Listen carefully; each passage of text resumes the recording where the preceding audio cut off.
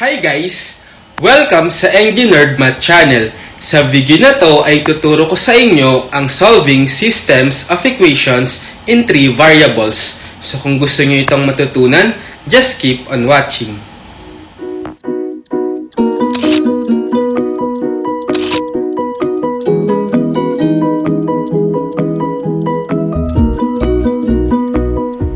Okay, so far ay meron na akong video about different methods of solving systems of linear equations in 2 variables. Wherein sa systems ay meron tayong dalawang equations at ginamit natin yung graphing, elimination at substitution method para ma-solve yung system.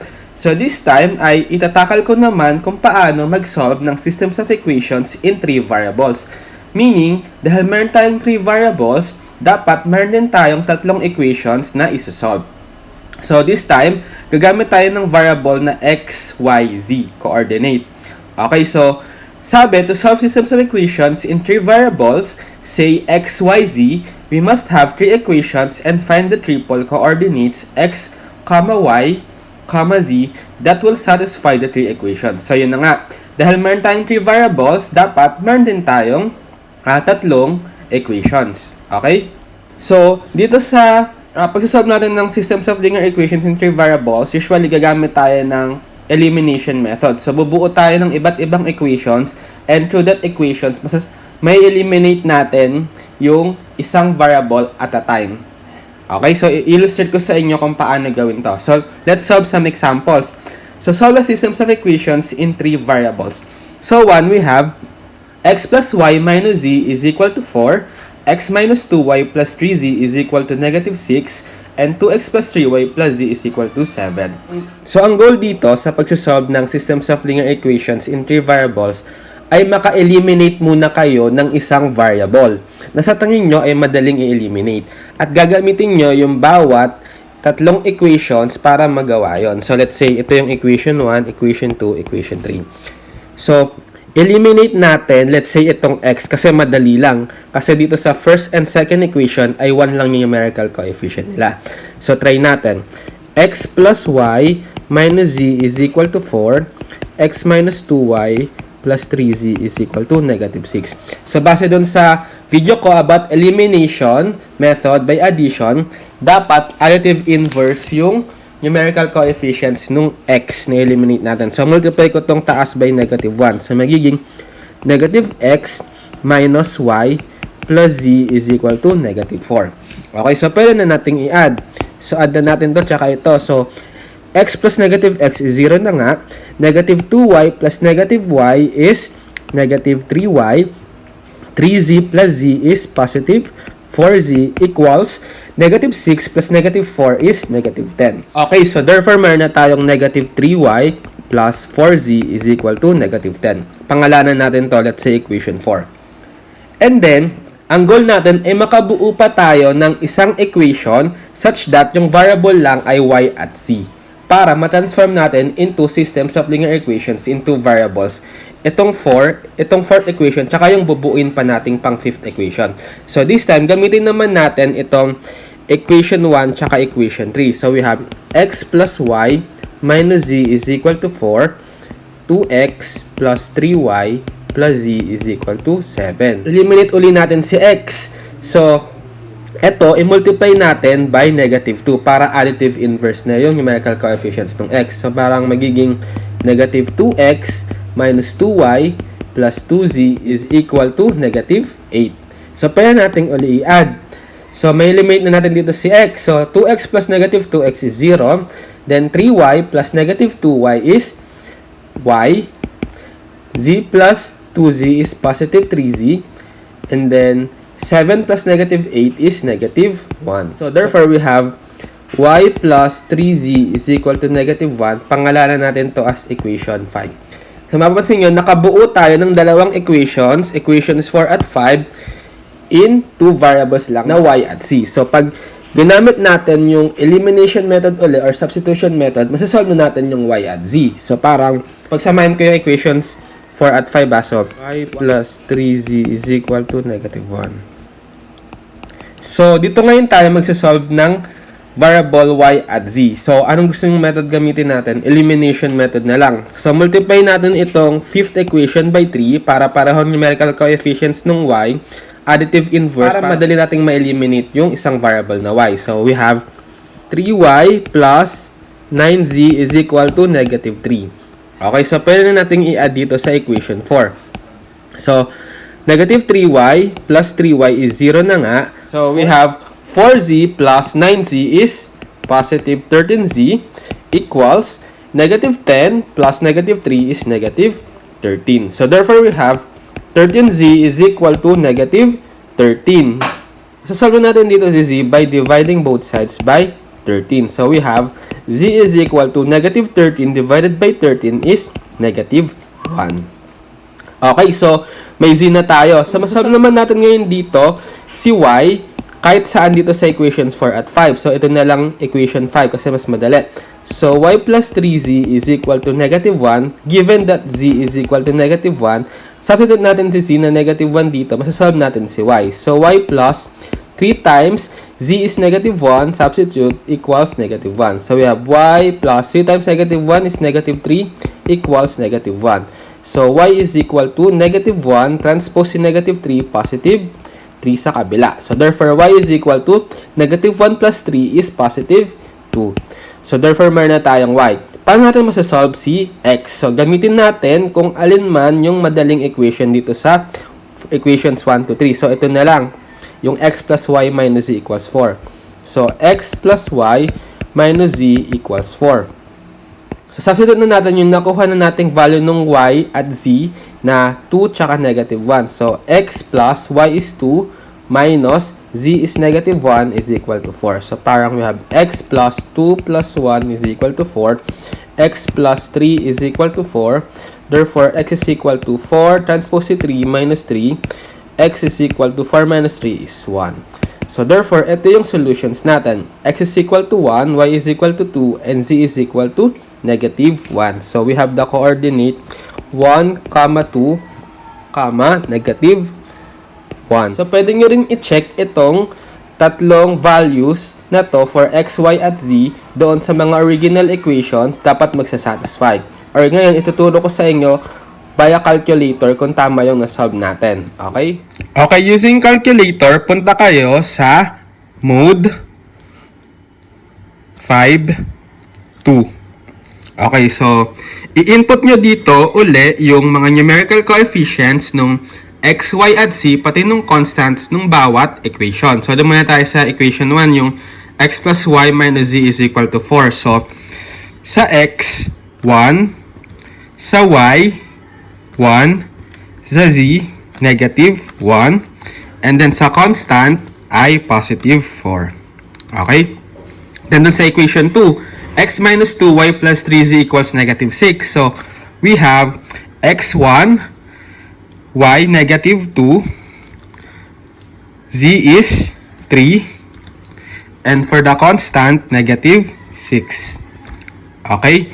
And then for the third equation, 2x plus 3y plus z equals 7. So, sa x, 2, sa y, 3, sa z, 1, and then sa constant, 7. So, para lang din naman doon sa tinuro ko sa inyo sa solving systems of linear equations into variables using calculator. Input nyo lang din yung mga numerical coefficients ng variable tsaka constants. So, after nun, press equal. So, masasolve nyo yung value ng x na 1, which is tama. Equal ulit. Masasolve nyo yung value ng y na 2, tama din. And then lastly, equal ulit for the value of z na negative 1. So, therefore, using calculator, na-verify natin na tama yung solution natin sa systems of linear equations into variables. Okay? Next, we have 2x plus y minus 2z equals negative 1, 3x minus 3y minus z equals 5, and x minus 2y plus 3z equals 6. Okay, so pangalanan uli natin yung mga equations. Equations 1, 2, at 3. So, eliminate uli natin yung isang variable either in any of the equations. So, let's say dito sa equations 1 and 2. Eliminate natin, let's say, si z muna. So, para ma-eliminate si z, multiply natin itong equation 2 by negative 2. Para yung numerical coefficients nung z dito sa unang equation ay maging additive inverse numerical coefficient nung z dito sa second equation. So copyin ko muna yung first equation na 2x plus y minus 2z equals negative 1. And then itong bagong second equation, after nating i-multiply itong negative 2, we have negative 6x. So distribute positive 6y, positive 2z is equal to negative 10. And then pwede na nating i-add. 2x plus negative 6x is negative 4x. Y plus positive 6y is positive 7y. And then itong negative 2z plus positive 2z is 0 na kasi makakancel. Then negative 1 plus negative 10 is negative 11. So this will be our equation 4. Tapos eliminate uli natin yung variable z. This time using naman, let's say itong equation 2 tsaka equation 3. So multiply uli natin itong equation 2 this time by 3 para maging additive inverse numerical coefficient nung equation 3 dito sa equation 2. So multiply natin ngayon ulit ito by 3 na. So copy ko lang itong equation 3 dito, x minus 2y plus 3z is equal to 6. So ito yung bago nating equation 2, pag minultiply natin ng positive 3 both sides ay 9x minus 9y minus 3z is equal to 15. So distribute lang din yung 3. So, pwede nating i-add. So, x plus 9x is 10x. Negative 2y plus negative 9y is negative 11y. And then, positive 3z plus negative 3z is 0 na. Cancel na kasi in-eliminate natin. Equal 6 plus 15 is 21. So, therefore, we have equation 5.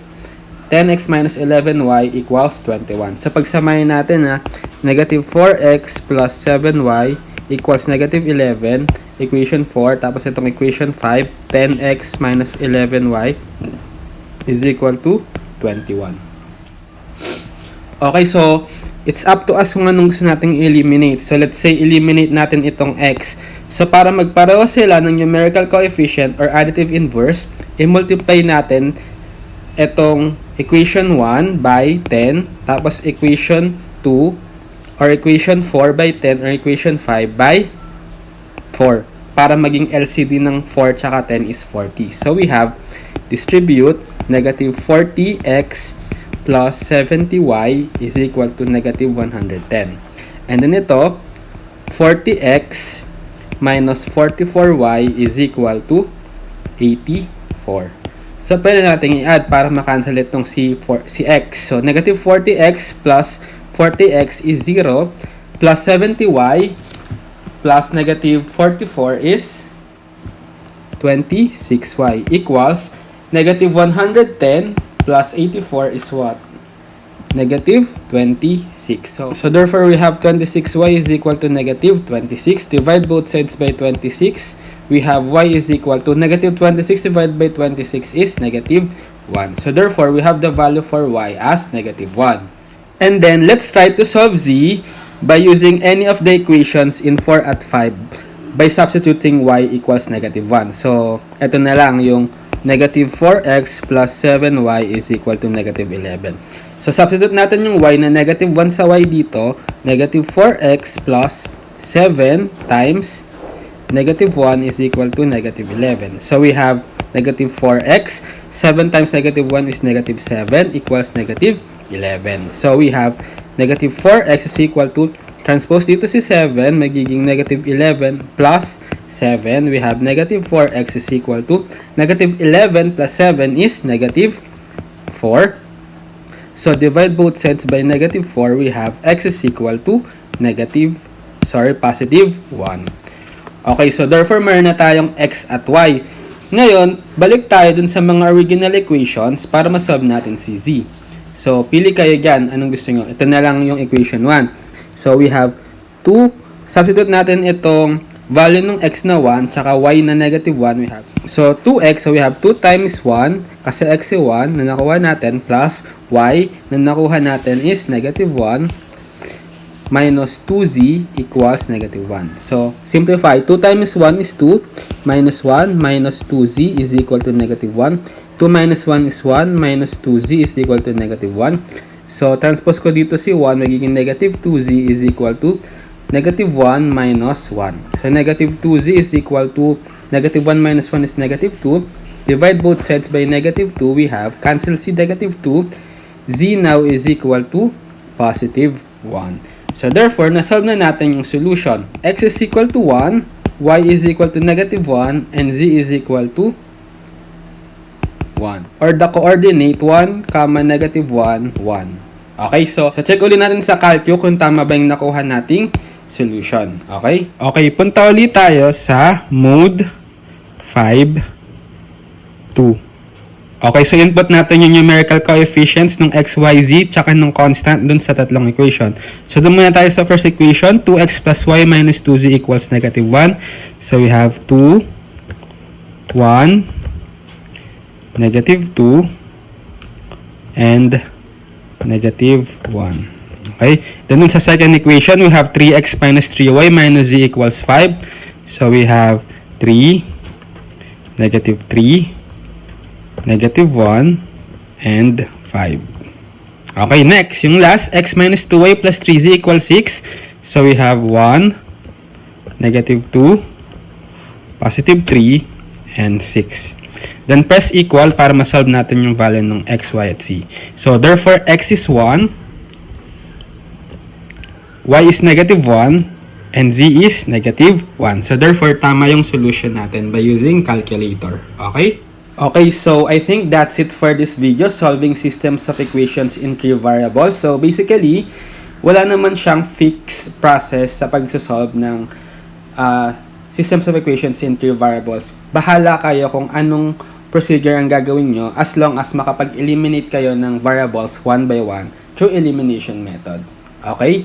So practice lang kayo mag-solve para mas maging madali sa inyo yung topic na to. So, sana ay may natutunan kayo sa video na to at maraming salamat sa panonood.